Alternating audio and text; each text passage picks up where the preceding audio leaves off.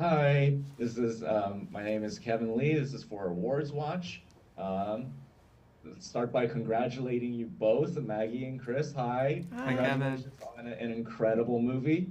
Thank Thank you. you.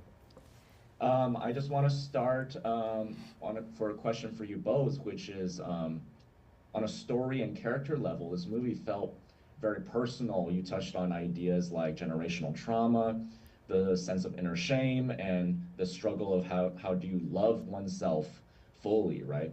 I just wanted to know what was the inspiration behind some of those ideas, and what was the process like in shaping Rumi's journey? Hmm. Hmm. That's a good question. Yeah, it's a really good question.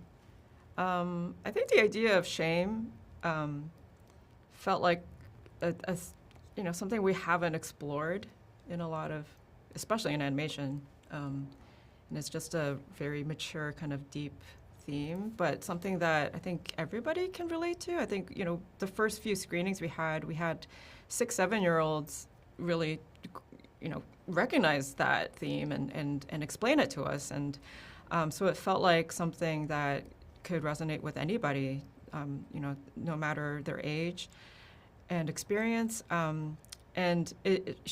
Shame is a very Korean Korean thing. That's how I was punished as a child with shame, and so it felt kind of like a natural thing to lean into for a movie about Asian people. I think when we started to really hone in on the mythology and showcase the kind of older generations of the hunters, it also felt like naturally we wanted to tell a story that was about kind of generational trauma and making up for that and the changes that the new generation's bringing to this like centuries old legacy. And then, with Rumi, I think one of the hardest things about this film was making a movie, telling a story that wasn't an origin story. We wanted her shame to be a lived-in shame, something that she had lived with for many years and was kind of stewing in it. And so that we knew early on that that's the character that we wanted to build and kind of come out of that at the end of her journey. So yeah, that was kind of set pretty early on. Mhm. Mm. I see. Any comments, Chris? Yeah, I mean, I grew up in a small town in Idaho a long time ago because I'm old. But I had two people close to me who were in the closet their whole lives, Oh. more than anything from their own families.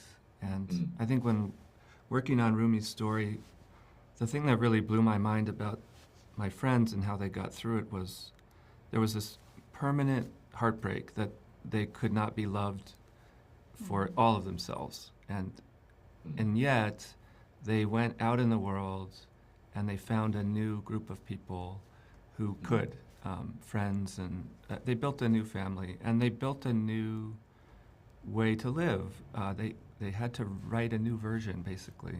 And when we were really digging in Rumi's story, the idea that she was going to have to see the old Hunmun destroyed and Yeah. sing a new song that no hunter knew how to sing. It was such a perfect analogy. Other parts of the analogy aren't perfect, but that part of like the strength it takes to, I'm so impressed by the strength of, or if you watch like Paris is Burning, like the strength of those people to find a way to make families and live. So I feel like that was, on a personal level, really helpful to kind of tap into writing those scenes. Mm. Does it surprise you, I guess, about how much your movie has been resonating with people of just all different cultures? I guess Yeah. not. Yeah, Yeah. I guess not. I think we're surprised by the scale of it, but we did Uh, feel like it was a story that a lot of people can relate to, and come at it at different, from different experiences, and which we've heard, So, um, Yeah, and yeah, everybody wants unconditional love, Mhm. you know, yeah, literally everybody. So I think the fact that you have somebody chasing that hmm in a flawed way and then finding the right way is pretty, whatever your particular inner demons or your shame or your patterns are, That could take so many forms, but the journey is pretty accessible. I think. Actually, one of my favorite things is I've read this a few times, but fans expressing their surgery scars as as kind of embracing them as the journey that they've been on and the pain and learning to really embrace that and learning that from the movie. I thought that was really beautiful and really unexpected, really. Yeah, and it reminds me when we were writing the last song, the breakthrough was basically talking to the songwriters and saying, this isn't like a song about just a happy ending. Mm-hmm. Actually, it's about continuing a kind of struggle and like you're going to carry pain with you forever. Like it's not like, oop, all done now. And I think there's sort of a honesty about that, that's not a perfect, tidy thing that people take with them, rather than just being like, yay, we're done here. Life is fixed. Yeah. Well, I can't express enough how much I love this movie. I've been listening to the songs on repeat, and you guys deserve all the praise in the world for making such an incredible movie, telling such a great story. So thank you so much, and congratulations again. Oh, thank you. Thank you, Kevin.